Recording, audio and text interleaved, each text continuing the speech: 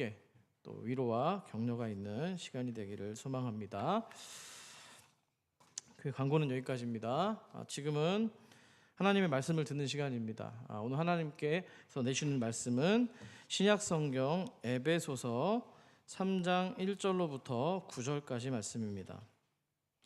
오늘 함께 나눌 말씀은 에베소서 3장 1절에서 9절까지 말씀, 한 절씩 교독 후에 마지막 절을 같이 합독합니다. 1절입니다. 이러므로 그리스도 예수의 일로 너희 이방인을 위하여 갇힌 자 된 나 바울이 말하거니와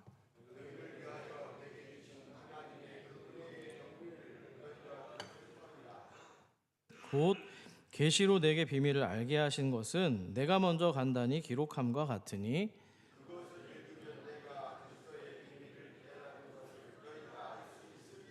이제 그의 거룩한 사도들과 선지자들에게 성령으로 나타내신 것 같이 다른 세대에서는 사람의 아들들에게 알리지 아니하셨으니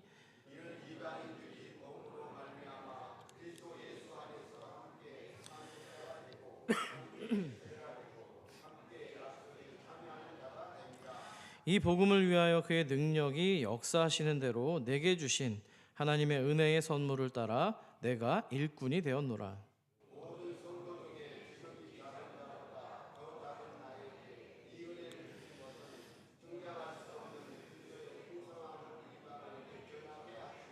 함께 있습니다.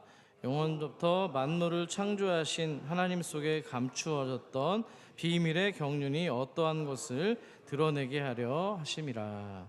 아멘. 여러분, 학창 시절에 좀 좋아했던 과목 말고 싫어했던 과목들이 있으시죠? 한 목사의 경우에는 두 과목이 싫었습니다. 하나는 수학이고요, 하나는 미술입니다. 미술 그림을 좋아하고 어떤 조형물들을 좀 감상하는 건 너무 좋아하는데 이상하게 그림을 못 그리는 거예요. 그래서 미술 시간만 되면 굉장히 곤욕이었는데요. 결혼이 돼서도 좀 그런 일들이 좀 있었습니다. 저희 딸 앞에서 제가 이제 그림을 그려야 되는 어떤 그런 시간이 있었는데 제가 인물을 그릴 때 처음에는 잘 그립니다. 근데 항상 망하는 부분이 있어요. 그래서 우리 딸이 와, 아빠 정말 잘 그린다. 어깨가 좀 으쓱해지다가 완성된 그림을 보여주면 항상 하는 말이 있습니다. 아빠, 처음에 그릴 때는 되게 멋진 사람인데 다 그려놓으면 왜 원숭이가 되는 거야? 이렇게 얘기를 하는 거예요. 코를 잘 못 그려요. 혹시 그림 잘 그리시는 분 중에서 코를 잘 그리시는 분이 있다면은 저에게 좀 이렇게 좀 가르쳐 주시면은 적당한 제가 사례를 하겠습니다. 오늘 설교는요, 학창 시절에 미술 시간의 이미지를 좀 그려보시면 말씀을 이해하는 데 도움이 되리라고 생각합니다. 오늘 설교는 굉장히 관념적인 단어들이 많아서 솔직하게 말씀드릴게요. 굉장히 어려워요. 준비하는데도 굉장히 애를 많이 먹었는데 어떻게 하면 이해를 돕기 위해서 전할까 하다가 미술의 이미지를 좀 가져왔는데요. 말씀 전해보도록 하겠습니다.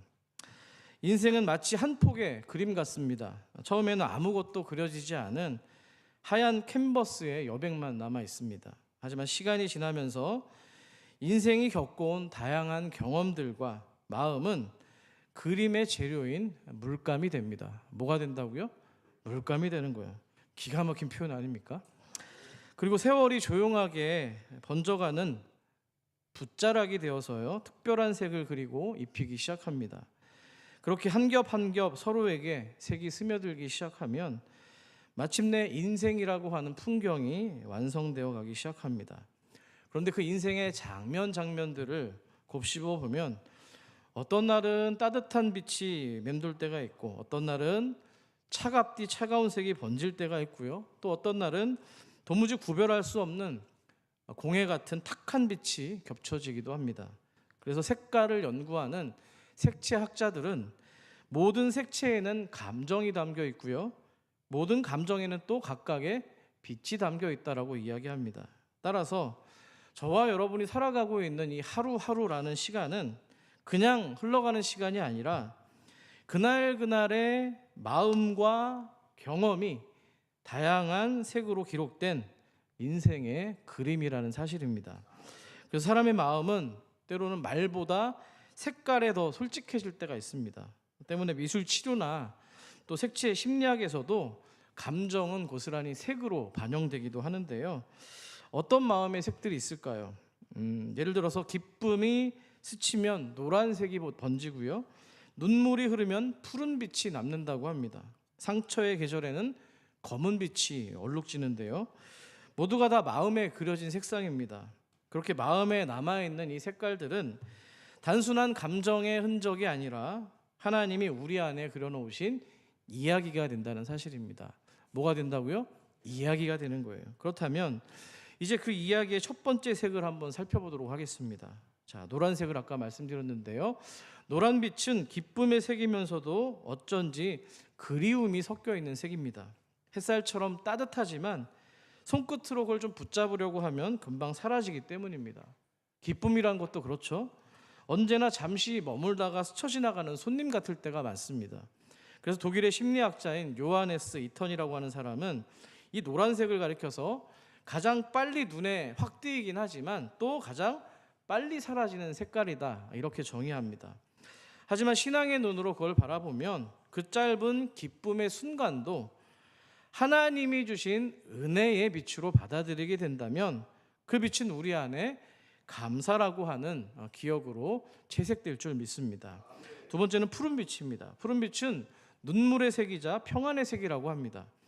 현대 심리학자였던 구스타프 칼 융은 파랑색을 일컬어서 영혼의 수면 아래에 잠든 감정의 색이라고 말합니다.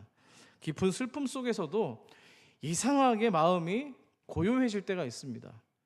울고 있는데도 왠지 하나님이 가까이 계신 것처럼 평안한 그런 순간을 말합니다. 신앙적으로 바라보면 그 평온함과 고요함은 단순한 어떤 위로의 정서가 아니라 하나님이 주시는 평안으로 받아들일 수 있다는 겁니다. 아멘이시죠? 자, 세 번째 검은 빛입니다. 검은 빛은 아까도 말씀드렸습니다만 상처의 그림자입니다. 그런데 동시에 회복을 준비하는 색상이기도 합니다. 뭘 준비한다고요? 회복을 준비하는 겁니다. 겉으로 보기에는 어둠입니다. 캄캄합니다. 그런데 빛의 원리로 살펴보면 사실 이 검은 빛은 빛이 없는 색깔이 아니라 모든 색을 품는 색이라고 이야기합니다. 그래서 예술가들이 이 검정을 두고 단순한 결핍의 색이 아니라 새로운 빛이 태어나기 전에 깊은 배경색이라고 이야기하는 겁니다. 오늘 성도님들의 의상 가운데 검은색 옷을 입은 분들이 계시는데요. 멋쟁이색입니다. 아멘이시죠? 자, 신앙의 눈으로 보면은 그 어둠의 시간이 단순한 고통의 시간이 아닙니다. 하나님께서 새 생명의 색을 준비하는 그런 자리이기 때문입니다.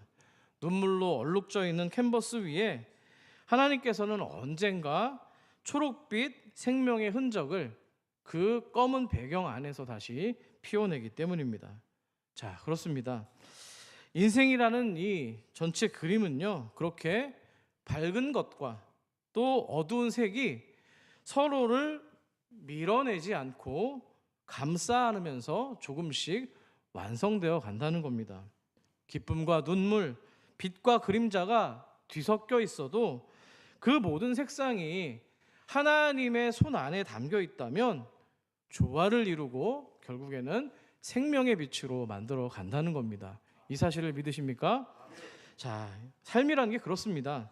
지금은 이해되지 않은 어떤 고난에 구부러진 곡선들이 있을 거예요.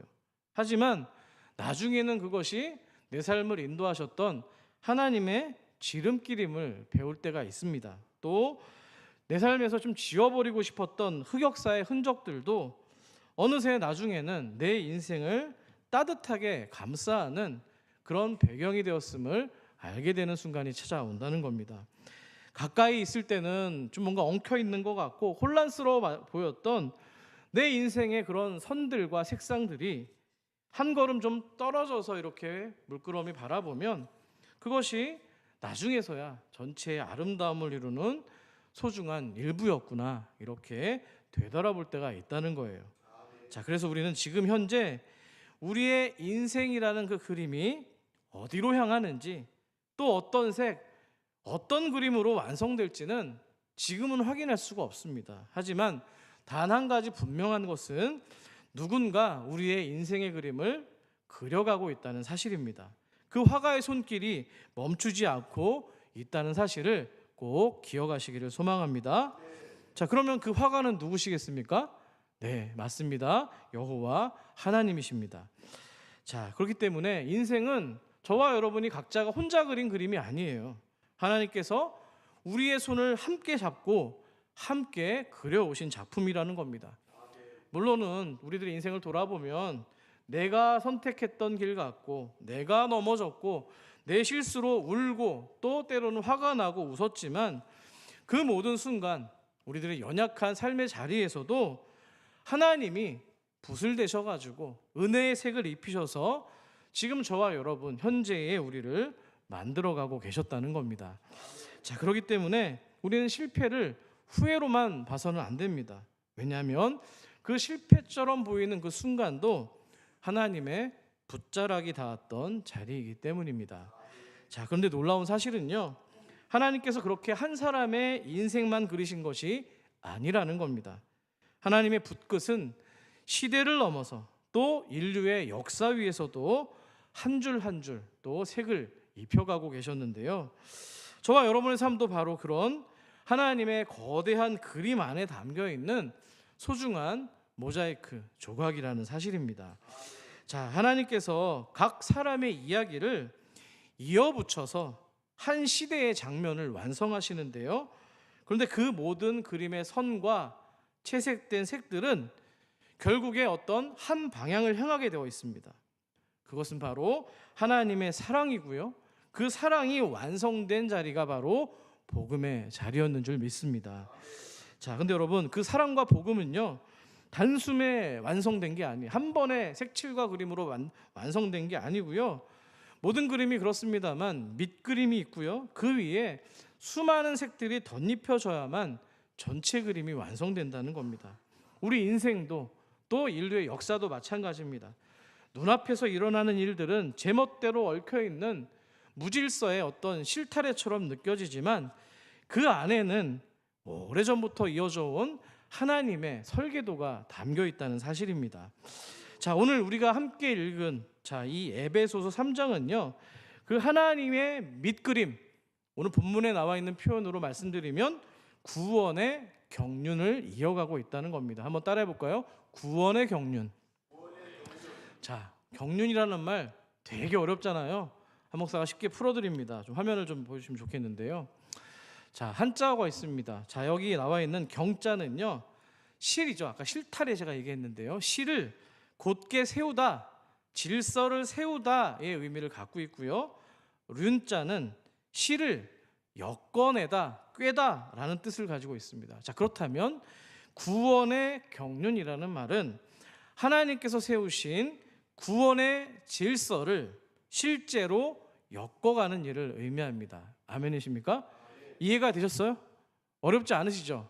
생각해 보세요. 이게 막 엉켜있는 실타래가 있는데 질서 있게 그걸 꽈가지고 하나님이 어떤 그림을 완성해 가신다는 이야기입니다. 자, 그렇다면 그 하나님의 경륜, 그 구원의 밑그림은 언제 어디서부터 시작되었을까요? 자, 이제 우리는 사도 바울의 시선을 따라서 그가 보았던 하나님의 밑그림으로 시선을 옮겨보고자 합니다. 자, 그런데 이 하나님이 그리신 이 구원의 선은요, 밑그림은요, 그냥 하나님의 머릿속에만 있는 관념적인 어떤 추상적인 그림이 아닙니다. 하나님께서는 그 구원의 밑그림 위에 저와 여러분의 인생이라고 하는 현실을 연결하셨다는 거예요. 막연한 어떤 관념이 아니라 여러분이 지금 살아가고 있는 하루하루라는 인생을 엮어가셨다는 겁니다. 자, 그렇게 엮여진 인생의 장면들 속에는요, 아까도 말씀드렸습니다만 어떤 날은 밝은 따뜻한 빛이 비칠 때가 있고요, 어떤 날은 먹구름이 껴서 어두울 때가 있습니다. 그렇게 살면은 명암이 있는 거예요. 그런데 그런 밝고 어두운 명암이 가장 선명하게 드러났던 인생이 있었습니다. 그 사람이 바로 사도 바울인데요, 그의 인생을 한 폭의 그림으로 본다면 이 에베소서를 쓰고 있는 바울의 삶은 어쩌면 가장 어두운 색 속에 있었다고 말할 수 있습니다. 왜 그럴까요? 에베소 교인들에게 편지를 쓰고 있는 이 공간이 어디입니까? 감옥이기 때문입니다. 자, 세상적인 시간으로 봤을 때는 그의 인생은 이미 끝난 것처럼 보입니다. 소망이 없는 거예요. 감옥에 있는데 뭘 할 수 있겠습니까? 하지만 사도 바울은 그 어두컴컴한 감옥에서 오히려 자신을 향한 하나님의 밑그림을 발견하기 시작합니다. 지금까지 자신의 삶을 돌아보면서 복잡하고 가난했던 그 실타래 같은 선들이 결국에는 하나님의 뜻을 향하고 있었음을 깨닫게 되었기 때문인데요. 그러니까 바울은 지금 이 감옥에까지 오게 된 그 모든 시작과 끝이 자신의 의지와 계획이 아니라 하나님의 부르심이라는 그 안에서 이루어졌다는 것을 알게 되었던 겁니다. 자, 그 깨달음은 얼마 전에 과거로부터 이어지는데요. 언제였냐면 우리가 사도행전에서 살펴봤습니다. 다메섹으로 향하던 길이었습니다. 쉽게 얘기하면 예수 믿는 사람들을 잡아들이고 고문하고 죽이려고 했던 그 발걸음이었잖아요. 자, 그런데 그만큼 하나님의 복음을 대적하는 사람이었어요. 하지만 주님께서 그가 다메섹으로 이렇게 가는 동안에 그의 인생 반대편에서 찾아오십니다. 그래서 그의 눈을 멀게 하시고요, 또 다시 눈을 뜨게 하시면서 그의 인생 위에 이제는 이전과 다른 새로운 선을 그어놓기 시작합니다. 그 선은 어둠에서 빛으로, 하나님을 대적하는 삶에서 복음의 증인으로 이어지는 새로운 삶의 여정이었다는 겁니다. 그러니까 한 사람의 새로운 인생 드로잉이 시작된 겁니다. 그림을 스케치하고 그리는 걸 드로잉이라고 하거든요. 자, 뿐만 아니라 지금 자신이 옥에 갇혀 있는 상황까지도 하나님의 손에 의해서 그려지고 있는 정말 아름다운 스케치였다라고 바라보고 있는 겁니다. 그래서 본문 1절에서 그가 이렇게 고백을 하고 있는데요. 여러분 1절을 함께 읽어주시기 바랍니다. 시작.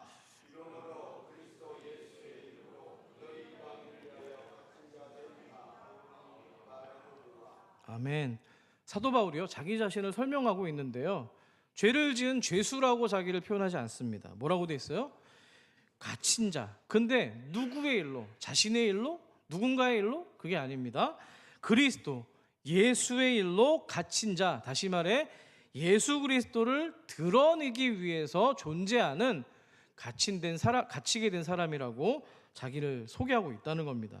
자, 그러니까 바울에게 감옥은 세상이 말하는 끝이 아닙니다. 오히려 그가 살아가야 되는 이유고요, 하나님의 뜻을 더 깊이 바라보게 되었던 은혜의 자리였다는 사실입니다.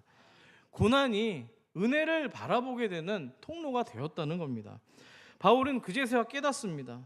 아, 내가 지금 겪고 있는 거 세상 사람들은 고난이라고 환난이라고 말하는데 그게 아니라 주님 안에서 정말 아름다운 통로고 정말 하나님의 뜻을 발견하게 되는 놀라운 순간이라고 깨닫게 되었던 겁니다.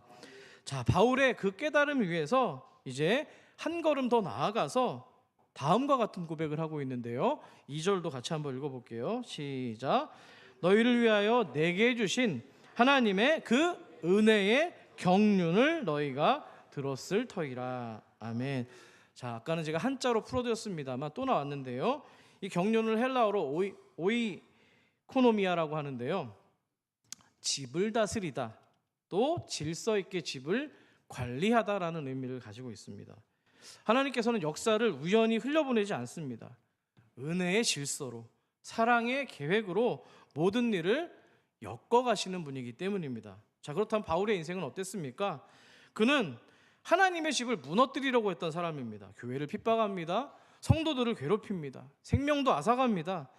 하나님의 일을 박해하던 존재였습니다. 하지만 하나님께서는 어쩌면 신앙 안에서 흑역사와 같았던 그 바울의 혼란스러웠던 삶의 조각들을 버리지 않으시고요, 오히려 은혜의 경륜 안으로 가져오셨다는 겁니다.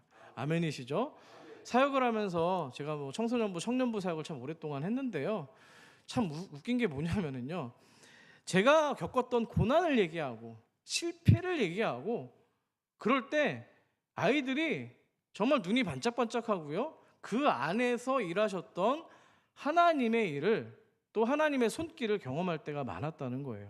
아멘이시죠? 그러니까 실패를 가지고서 그 실패 안에서 하나님이 어떻게 회복하시는지를 보여준다는 겁니다. 그러니까 하나님께서는 오늘 이 바울의 흑역사들을 버리지 않고요, 은혜의 경륜이라는 곳으로 가져오셔서 새롭게 당신의 사명을 맡기고 있다는 겁니다. 그래서 자신이 걸어왔던 모든 길, 그것이 실패였든지 또는 성공이었든지, 바울에게는 이 차가운 감옥의 돌벽 속에서도 지금 복음의 집이 세워지고 있는 것을 바라볼 수 있었던 겁니다. 여러분, 우리도 그렇지 않습니까? 어제까지는 너무나 힘들어서 고통스러워서 신음조차 나오지 않는 상황 때문에 도무지 보이지 않았던 그 하나님의 손길인데, 그 가장 어두웠던 순간이 되어서 정말 신음하고 주저앉아 있을 때, 그때 오히려 하나님의 손길을 경험하게 되는 그런 선명해지는 순간이 있습니다. 아멘이시죠? 어제까지는 그냥 고난의 이야기, 고난에 있던 나의 이야기로만 받아들였는데, 그 고난을 뚫고 보니까 그 안에서 하나님이 나를 통해서 일하고 계시는 또 다른 이야기가 겹쳐 보이기 시작했다는 겁니다. 저는 그게 은혜인 줄 믿습니다. 그래서 사도 바울이 이어서 이렇게 고백하고 있는데요, 3절을 여러분 읽어주십시오. 시작.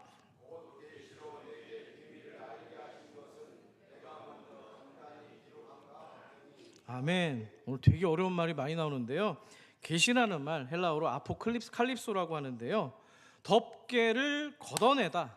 덮개를 걷어내면 안에 있는 내용물이 뭔지 확인할 수 있잖아요.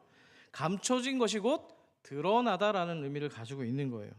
보이지 않았던 그 밑그림 위로 하나님의 은혜의 빛이 비춰주는 순간에 하나님께서 그려오신 그 선이 비로소 윤곽을 가지고 눈에 들어오기 시작했다는 겁니다.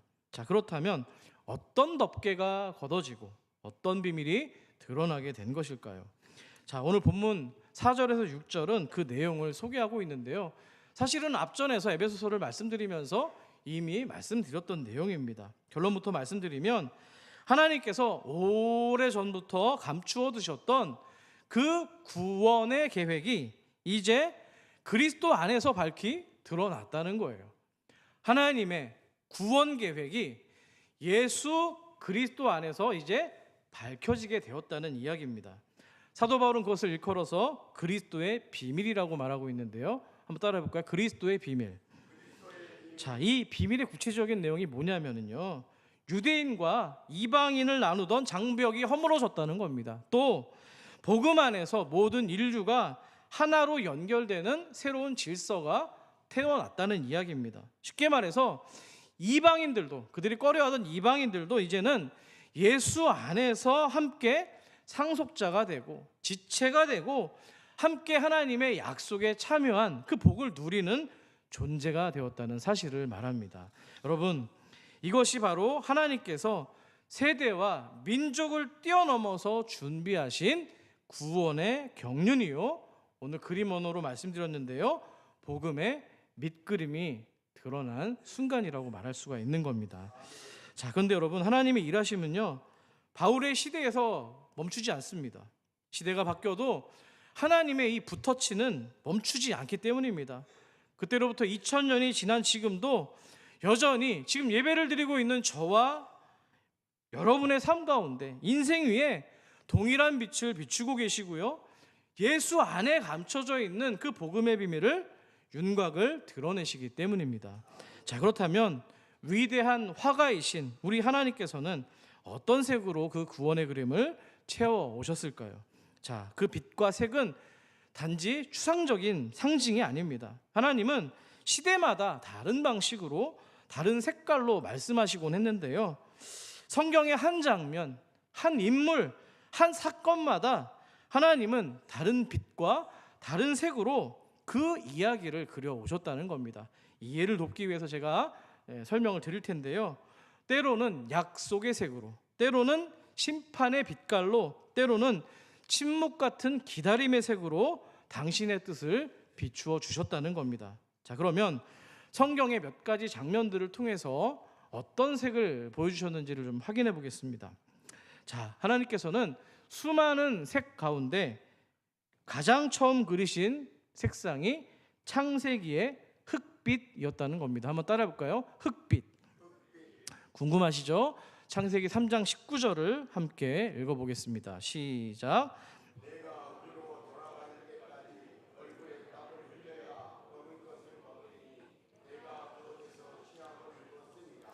너는 흙이니 흙으로 돌아갈 것이니라 하시니라. 아멘. 흙에서 빚어진 인간이 어디로 돌아갑니까? 흙으로 돌아가는 겁니다. 하나님은 그 유한한 흙이라고 하는 그 물체에 생명의 숨을 불어넣으십니다. 바울이 에베소서 2장에서 이런 말씀했었죠. 허물과 죄로 죽었던 너희를 살렸다고 이야기합니다. 자, 그렇다면 그렇게 유한한 흙과 같은 인생, 그 흙빛은 더 이상 죽음의 색상이 아니라 생명을 준비하는 하나님의 밑받침이 되는 색상이었다는 겁니다. 믿으십니까? 그리고 그 흙빛 위에 이제는 출애굽기에 붉은 빛이 그어지기 시작합니다. 어떤 빛이라고요? 붉은 빛입니다. 암시가 되어 있는데 예상을 하셨을 거예요. 무엇이 연상이 되십니까? 붉은 빛은 유월절입니다. 출애굽기 12장 13절을 읽어주시기 바랍니다. 시작.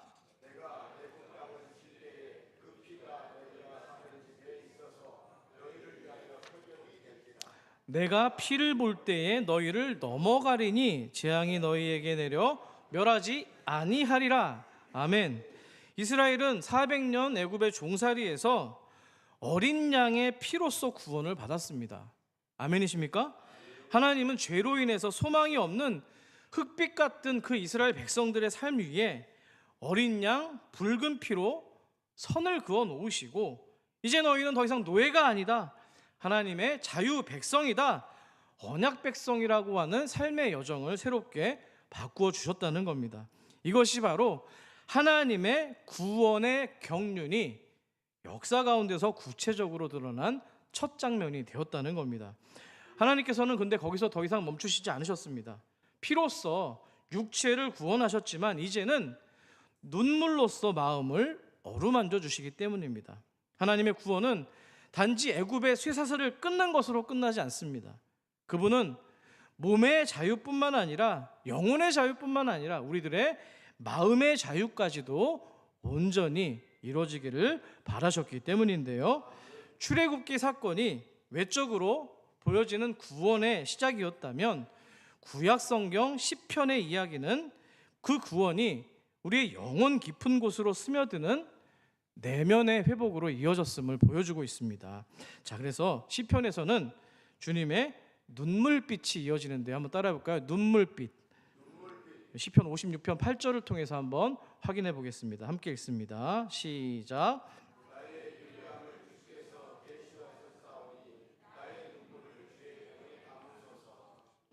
주의 책에 기록되지 아니하였나이까. 아멘. 자, 이 시는요, 다윗이 적국이었던 블레셋 사람들에게 쫓길 때 도망자 시절에 쓴 노래입니다. 왕이었습니다만 두려웠어요. 믿음의 사람이었습니다만 흔들렸습니다. 하나님을 신뢰합니다만 동시에 그 하나님 앞에서 두려움에 떨었다는 겁니다. 때문에 다윗의 눈물은 단순한 감정이 아니라 우리 모든 인간의 내면을 대표하는 그런 눈물이었다는 겁니다. 하나님께서는 그런데 그 다윗의 연약한 눈물을 외면하지 않으셨습니다. 오히려 자신의 눈물병에 담았다고 기록을 하고 있는데요. 그러니까 다윗의 눈물은 그냥 단순한 인간의 연약함도 후회도 아니고요. 하나님을 향한 진심의 흔적이었다는 겁니다. 왜냐하면 그 눈물 안에는 힘들고 지치고 막 낭망하고 넘어지고 한다 할지라도 믿음이 흔들려도 하나님을 붙들고 있는 그 간절함은 빼앗기지 않았기 때문입니다. 아멘이시죠? 그 간절함이 저 여러분에게 있기를 소망합니다. 아무리 어려워도 낭망하고 지쳐도 넘어져도 다시 무릎을 세워서 주님 아니면 안 돼요라고 붙잡는 그 간절함이 우리 모두의 간절함이 되기를 소망합니다. 자, 그리고 하나님께서는요, 그 진심의 눈물빛 위에 또 다른 색을 또 덧칠하기 시작하는데요. 그것은 새벽의 빛입니다. 한번 따라해 볼까요? 새벽의 빛. 말도 만들어내기 참 힘들어요. 그렇죠? 자, 이 빛은요, 어둠이 가장 짙을 때 비로소 드러나는 희망의 색입니다. 그 빛이 다윗의 이제 눈물을 뛰어넘어서 세대와 세대를 이어주는 위로의 언어로 번져가기 시작하는데요. 그 빛이 드러났던 대표적인 시기가 언제였을까요? 바로 유다 백성들이 바벨론 포로로 끌려가고 모든 것이 끝난 것처럼 느껴졌던 시기입니다. 성전이 무너졌습니다. 성전 안에 등불도 꺼졌습니다. 백성의 마음 안에는 절망만이 남아 있었습니다. 하지만 하나님께서는 그 어둠의 현실 가운데서도 새벽의 빛을 남겨두셨다는 거예요. 자, 그 빛이 선지자들의 입술을 통해서 이렇게 서서히 이렇게 스며들기 시작합니다. 이사야 60장 1절을 함께 읽죠. 시작. 일어나라, 빛을 발하라. 이는 내 빛이 이르렀고 여호와의 영광이 내 위에 임하였음이니라. 아멘. 새벽빛이 하나님의 영광의 빛으로 임했다는 겁니다. 이사야 선지자는 가장 어두웠던 그 시대 가운데서도 이미 다가오고 있는 하나님의 새날 소망의 빛을 바라보고 있었다는 거예요. 그 빛이 처음에는 길게 그냥 선지자의 입술 정도에서 되뇌어지는 희미한 약속처럼 느껴졌지만 그 약속은 결코 변함없이 사라지지 않았다는 겁니다. 세월이 흐르고 흘러서 점점 때가 가까이 왔을 때 마침내 한 사람의 인생 속에서 드러났기 때문입니다. 그분이 누구십니까? 바로 예수 그리스도인 줄 믿습니다. 선지자들이 멀리서만 바라보고 선포하던 그 약속의 하나님의 계획이 예수 그리스도의 십자가와 그분의 은혜 안에서 부활 안에서 현실로 드러났기 때문입니다. 그래서 사도 바울이 그거를 5절에서 이렇게 기록합니다. 제가 읽어드리죠. 이제 그의 거룩한 사도들과 선지자들에게 성령으로 나타내신 것 같이. 아멘. 여기서 바울이 말하는 사도들과 선지자들은요, 구약의 인물들이 아닙니다. 물론 아까 이사야 선지자는 제가 예언자로 말씀을 드렸습니다만 신약의 교회 안에서 성령께서 세운 일꾼들입니다. 사도들이 복음의 기초를 놓았다면 여기 나와 있는 선지자들은 그 복음을 공동체 안에 선포하고 풀어주던 사람들을 의미합니다. 하나님은 그들의 손을 통해서, 그들의 입술을 통해서 세대의 벽을 뛰어넘어 복음의 빛을 이어가기 시작했다는 겁니다. 자, 여기 보면은 비밀이라는 단어가 아까도 나왔었잖아요. 비밀을 헬라어로 미스테리온이라고 하는데요. 여러분 왜 비밀을 영어로 얘기할 때 뭐라고 그래요? 미스테리라고 하잖아요. 그게 여기서 나온 단어입니다. 그런데 이 비밀이라는 헬라어의 말이 새로운 어떤 지식을 말하는 게 아니고요, 오래전에 감추어 두었던 구원의 계획을 의미한다는 사실입니다. 하나님의 그 구원의 계획이 쉽게 말해서 선지자들, 수많은 목숨을 내놓고 사그라들었던 그 선지자들의 예언 속에서 선포됐던 그 예언 속에서 씨앗처럼 숨겨져 있었다가 세월이 흐르고 흘러서 마침내 열매를 맺게 된 거예요. 그러니까 그때 비로소 열매를 맺을 때 밑그림만 있었던 그 자리에서 하나님이 계획하신 하나의 얼굴이 드러나기 시작합니다. 그 얼굴이 누굽니까? 하나님이 세상을 향해서 보여주신 사랑의 실체였던 바로 예수 그리스도의 얼굴인 줄 믿습니다. 자, 그 사랑은 그런데 결코 한 사람에게서만 멈추는 게 아니에요. 한 사람을 위한 복음이 아니라는 겁니다. 사람과 사람을 이어서 끊어진 관계들을 이어주고 또 확장돼가는 그런 그림을 보여주고 있다는 거예요. 자, 그래서 6절을 여러분이 한번 읽어주시기 바랍니다. 시작.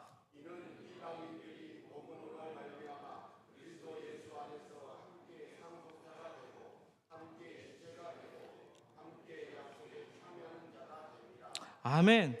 자, 복음이 한 사람에게서 멈추는 게 아니라 확장되고 있는 그림이 있는데요, 이 한 절의 말씀에서 3번이나 반복되고 있는 단어가 있습니다. 그게 뭘까요? 함께라는 겁니다. 자, 여러분, 서로 이게 그러니까 함께라는 단어는 짧은 단어지만 복음의 심장과 같은 단어라는 거예요. 한 사람의 구원이 아니라 모든 관계의 회복을 염두에 두고 있기 때문입니다. 서로 다른 색깔을 가진 사람들이 하나로 엮여져서 하나님의 구원의 계획이라는 큰 그림 안에서 아름다운 풍경을 이루었다는 거예요. 유대인과 이방인, 남자와 여자, 노년과 어린아이, 종과 자유인 모두가 다 다른 색깔과 빛을 가지고 있지만 예수 그리스도 안에서라는 전체 그림 안에서 하나의 빛으로 어우러지고 있다는 사실입니다. 예전에는 따로 흩어져 있던 색들이 서로를 이해하기보다는 경계를 짓고 마찰이 생기는 부딪힘의 그런 색들이었지만 그 사이에 하나님의 복음의 빛이 들어가니까 강하게 충돌하던 그 색조들이 이제는 서로를 감싸주는 색이 되고요, 각자의 물론 여전히 그 개성의 다름들이 존재합니다만 오히려 그것들이 서로를 죽이는 게 아니라 살리는 색감으로 변하게 되었다는 사실입니다. 아멘이시죠? 여러분들 3번 카메라로 여러분들을 이렇게 비춰보면은요, 흰색 옷을 입으신 분, 파란색 옷을 입으신 분, 노란색 옷을 입으신 분, 모두가 다 각자 다른 옷을 입고 계세요. 마음의 색깔도 다르겠죠. 성격도 다를 겁니다. 그런데 그 다름들이 예수 복음의 빛 안에서 서로에게 세워주고 살리는 은혜의 빛으로 변하게 되었다는 겁니다. 그것이 저는 바로 복음의 능력인 줄 믿습니다. 여러분, 그 복음의 힘이 가장 잘 나타난 곳이 어디입니까? 바로 교회인 줄 믿습니다. 하나님께서 그 복음의 빛을 섞어서 하나님의 영광의 빛을 만들어내는 곳, 그 교회가 세상 속으로 흘러가는 하나님의 빛을 드러내는 은혜의 통로라는 사실을 꼭 기억하시기를 소망합니다. 자, 그래서 사도 바울이 또 한 걸음 더 나아가서 이런 고백을 하고 있는데요, 7절도 한번 읽어보겠습니다. 시작. 이 복음을 위하여 그의 능력이 역사하는 대로 내게 주신 하나님의 은혜의 선물을 따라 내가 일꾼이 되었노라. 아멘. 사도 바울이 자기 자신을 일컬어 뭐라고 얘기하고 있어요? 일꾼이라고 얘기해요. 능력이 많아서 일꾼이라는 게 아니고요, 은혜를 받았기 때문에 일꾼이라는 겁니다. 이 자리에 예배를 함께 드리고 계신 저와 여러분 모두가 다 은혜 입은 사람들 아닙니까? 그 얘기는 우리 모두가 주님의 거룩한 일꾼인 줄 믿습니다. 아멘이시죠? 우리 함께 고백합시다. 나는 하나님의 거룩한 일꾼입니다. 할렐루야. 네, 하나님의 큰 그림을 완성하는 일에 이 사도 바울은요, 하나님의 가장 작은 붓으로 쓰임을 받은 거예요. 감옥에서 사도 바울이 흔들리지 않았습니다. 자유를 잃었음에도 은혜를 잃지 않았기 때문입니다. 사람들이 보기에는 사도 바울이 갇힌 자였지만 하나님은 그를 통해서 오히려 여러 서신서를 통해서 복음이 더 퍼져나가는 그 은혜를 베푸셨다는 거예요. 감옥이 막힌 벽이 된 게 아니라 뚫고 나가는 하나님의 은혜가 되었다는 겁니다. 여러분, 그 벽 너머로 그 하나님의 은혜가 새어나왔던 것처럼 바울의 이 마음 안에도 겸손이라고 하는 것이 번져가기 시작합니다. 그 겸손의 고백이 8절에 나와 있는데 마지막으로 8절을 같이 읽겠습니다. 시작. 모든 성도 중에 지극히 작은 자보다 더 작은 나에게 이 은혜를 측량할 수 없는 그리스도의 풍성함을 이방인에게 전하게 하시고. 아멘. 사도 바울이 자신의 작음을 부끄러워하지 않았다는 거예요. 그는 하나님께서 작은 붓으로도 얼마든지 큰 그림을 그려간다는 사실을 알았기 때문인 줄 믿습니다. 아멘. 여담입니다. 원고에는 없는데요, 이번 명절을 보내는데 한 가지 따뜻한 일이 있었습니다. 제가 금요기도회 때는 말씀을 드렸는데요, 제가 식구들을 만났잖아요. 본가에도 가고 장모님 댁에도 가고 우리 또 목사님들이 두 분이나 계신 또 외삼촌 댁에도 가고 또 이렇게 다녀왔는데요, 그때마다 마지막 인사는 저에게 되게 되뇌이게 되는 좀 은혜였습니다. 우리 어머니가 덕수야 걱정하지 마, 계속 기도하고 있으니까 하나님이 이루어 주실 거야. 자, 그랬더니 또 이제 우리 삼촌들이 있는 또 외삼촌 댁에 다녀왔는데요, 너무 감사했어요. 저희 가정을 위해서 큰 삼촌이신데 덕수야 아침마다 저녁마다 이름을 불러가면서 너희 가정을 위해서 기도하고 있어. 주님의 교회이기 때문에 하나님이 이루어 가실 거야. 걱정하지 마. 막 껄껄 웃으시면서 저한테 격려를 해주셨습니다. 물론 막내 삼촌도 마찬가지고요. 또 그리고 장모님 장인어른 댁을 이제 예배를 제가 이제 인도하기 위해서 갔다가 이제 돌아오는 길에 아버님께서 전화로 이제 저한테 주셨습니다. 한 목사 기도할게. 걱정하지 마. 마지막에 뭐라고 하셨을까요? 한 목사 사랑해. 아직도 쑥스러워요. 쑥스러운데 복 받은 사람이구나 이런 생각이 들었습니다. 저 되게 작은 자잖아요. 성격도 그지 같잖아요. 아시잖아요. 볼품도 없어요.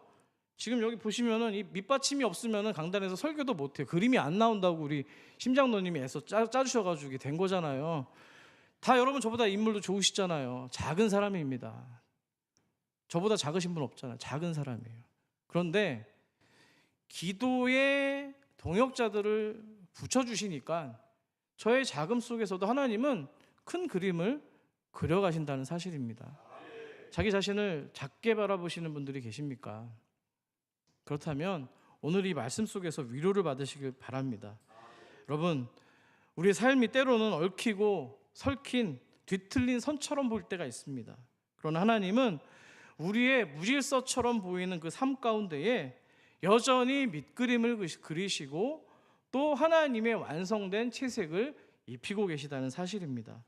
때로는 우리의 연약한 삶 위에 은혜의 색을 입혀주시고 눈물이 덮인 날에는 소망의 빛을 그려내주시고 또 우리의 서로 다름들 위에 방금도 말씀드린 함께라는 복음의 옷을 덧입히고 있다는 사실입니다. 여러분, 말씀을 맺습니다. 우리는 그분의 파레트 위에 놓여있는 한 방울의 물감입니다. 믿으십니까? 그럼 기가 막힌 표현 아닙니까? 이런 거는 좀 메모를 하셔도 괜찮아요, 여러분. 저는 이 말씀을 하나님이 주셨다고 생각이 돼요. 파레트가 뭐예요? 화가들이 그림 한번 보이실래요?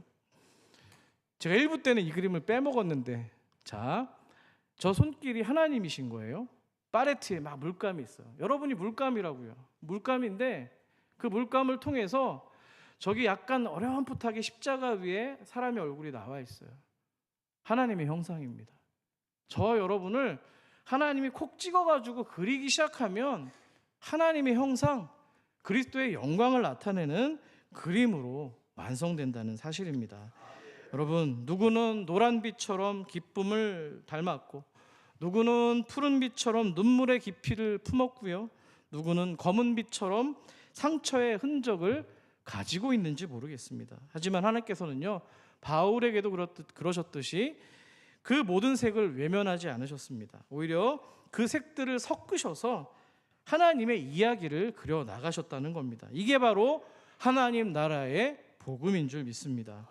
여러분, 하나님의 은혜의 팔레트 위에는요, 버려질 색깔은 없는 겁니다. 우리의 인생이 좀 불완전해 보여도 그 손 안에서는 아무것도 헛된 것이 없기 때문입니다.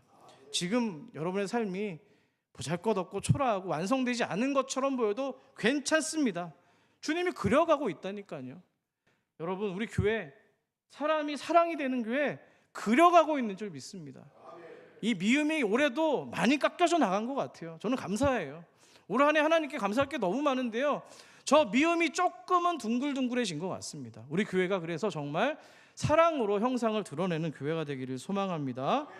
여러분, 그래서 바울이 그랬던 것처럼 지금도 그런 여러 가지 색들을 믹스하고 섞이고 계시는 거예요. 눈물도, 또 때로는 기도로, 또 서로 함께라는 이름으로 하나님께서 세상을 향해 당신의 영광을 분명히 드러내게 되실 겁니다. 간절히 바라기는 오늘도 그분의 팔레트 위에서 여러분의 인생이 복음의 색으로 영광스럽게 채색되어 가기를 간절히 축복합니다. 오늘 말씀 생각하시면서 함께 찬양하실 텐데요, 찬송가는 아닙니다만 이 찬양만큼 좋은 오늘 찬양이 없다고 생각합니다. 여러분의 마음을 고백을 담아서 함께 찬양하도록 할게요.